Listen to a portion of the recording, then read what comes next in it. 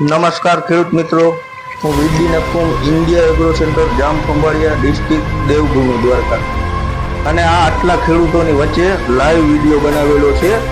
એટલે ઘણી જગ્યાએ અમારા આજુબાજુના વિસ્તારમાં મેં ફિલ્ડ કર્યું ત્યારે મને એવું લાગી રહ્યું છે કે ગિરનાર 4 મગફળી બધા કરતાં અત્યારે ફ્લાવરિંગ સૂર્યા પ્લસ આખા ડેડવા વધારે દેખાઈ રહ્યા છે. બીજે નંબરની અંદર એવું છે કે તેને ઈળનો એટેક પણ ઓછો જોવા મળી રહ્યો છે.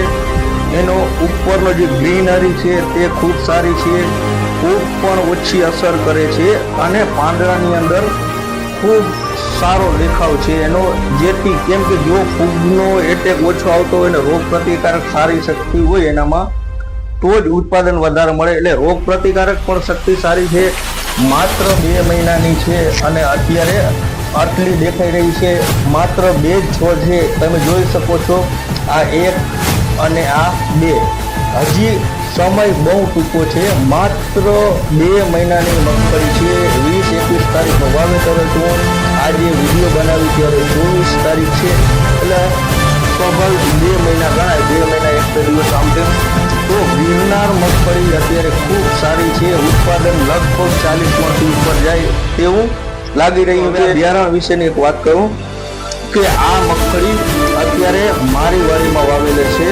ટોટલ 105 વીઘા જેવું વાવેતર છે અને આ મગફળીનું બિયારણ 2024ની અંદર અમે ગુજરાત બીજ નિગમમાંથી લીધેલું હતું. મારું તો એ 100% ગિરનાર 4 છે.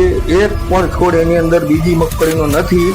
તો ખૂબ સારું બિયારણ છે. 10 વીઘાનું એટલા માટે ટ્રાય કરી હતી કેમ કે મારું વાવેતર બહુ મોટું હતું, 150 વીઘાનું હતું, તો મેં વધારે રિસ્ક લીધું નહોતું અને 10 વીઘાની ગુજરાત બીજ નિગમમાંથી સર્ટિફાઈડ બિયારણ વાવેલું હતું. મહત્વની વાત એ કે મારે 100 વીઘાની મગફળી જેટલી વાવેલી છે તેનું તમામ ઉત્પાદન લગભગ 4000 મણની આજુબાજુ થશે.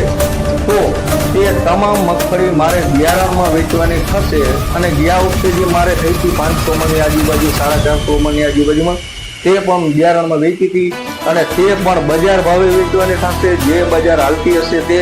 તો કોઈ ખેડૂતને આ મગફળી ગિરનાર 4 ખાતરીબંધ બિયારણ લાવી તમે કોઈ પણ ખેડૂતને ધારો કે વાવવાની હોય, વધારે વાવવાની 40-50 મણ જેવી, તો જોવી હોય તો ગમે ત્યારે લાસ્ટ ટાઈમ હાર્વેસ્ટિંગ છેલ્લે કાઢવા સમય સુધીમાં તમે રૂબરૂ આવીને પણ જોઈ શકો છો.